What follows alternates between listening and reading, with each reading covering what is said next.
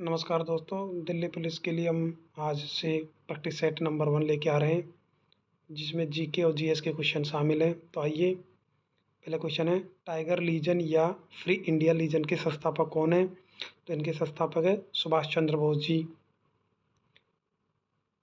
सुश्री भक्ति प्रदीप कुलकर्णी को निम्न में से किस खेल में उत्कृष्ट योगदान के लिए अर्जुन पुरस्कार 2022 से सम्मानित किया गया है? तो ये किस खेल से संबंधित हैं? तो प्रदीप कुलकर्णी संबंधित है शतरंज खेल से, ध्यान रखिए। अचल पूंजी के उपभोग को मूल्यह्रास के रूप में जाना जाता है, तो आप याद रखें, मूल्यह्रास के रूप में अचल पूंजी के उपभोग को मूल्यह्रास के रूप में जाना जाता है। भारतीय लेखा परीक्षा और लेखा विभाग का प्रशासनिक प्रमुख कौन होता है? तो वो होता है नियंत्रक एवं महालेखा परीक्षक।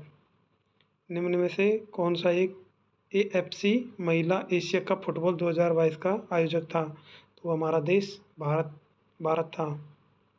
आइए, जनजाति जनसंख्या 2011 के आधार पर उस विकल्प का चयन कीजिए जो निम्न राज्यों को आरोग्य क्रम में व्यवस्थित करता है। तो देख लिया आप, पहले नंबर पर उड़ीसा, दूसरे पे महाराष्ट्र, तीसरे पे मध्य प्रदेश।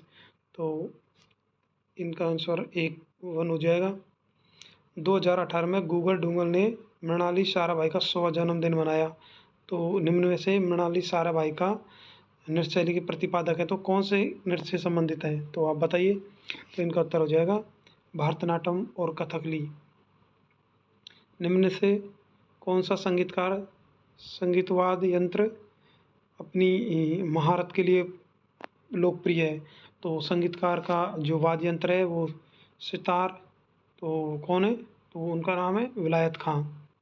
ध्यान रखिए, दिल्ली पुलिस में इम्पोर्टेंट क्वेश्चन है। एक प्रजनन रणनीति का नाम बताइए जिनमें परजीवी एक ही प्रजाति या विभिन्न प्रजातियों के अन्य जीवों की देखभाल का लाभ उठाते हैं, जिनसे वे अपने बच्चों को पाल सकते हैं। तो उन्हें क्या कहते हैं? सहपरजीविता कहते हैं। ऐसे बच्चों को सहपरजीविता कहते हैं।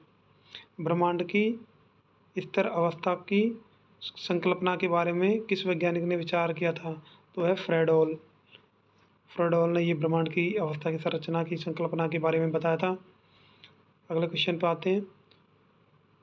वैदिक आर्य सप्त सिंधु नामक क्षेत्र में रहते थे। इसका अर्थ 7 नदियों द्वारा अपवाहित क्षेत्र है। 7 नदियों में से एक झेलम नदी है, तो उनका प्राचीन नाम क्या है? वितिस्ता। उनका प्राचीन नाम हो जाएगा वितिस्ता। तो आप ध्यान रखिए, वितिस्ता हो जाएगा उनका नाम। अक्टूबर 2019 में 19 वर्षीय खालिस्तान ने विश्व कप कुश्ती चैंपियनशिप में रजत पदक जीता। तो वो कौन सी है? तो वो है अंशु मलिक। अंशु मलिक ने 19 वर्षीय कुश्ती प्रतियोगिता में रजत पदक जीता। भारत में अंग्रेजों द्वारा शुरू की गई राजवंशीय संग्रह की रेतवाड़ी व्यवस्था किस पर आधारित है? तो वह रिकॉर्ड के लगान सिद्धांत पर आधारित है। प्राथमिक, माध्यमिक और तृतीय देखभाल सेवाओं को ध्यान देने के साथ देश भर में स्वास्थ्य देखभाल के बुनियादी ढांचे को मजबूत करने की शुरू की सबसे बड़ी अखिल भारतीय योजना निम्न में कौन सी है? तो है PMABHIM। ध्यान रखिए, इंपॉर्टेंट क्वेश्चन है। अगले क्वेश्चन पर आते हैं, 16 नंबर पर।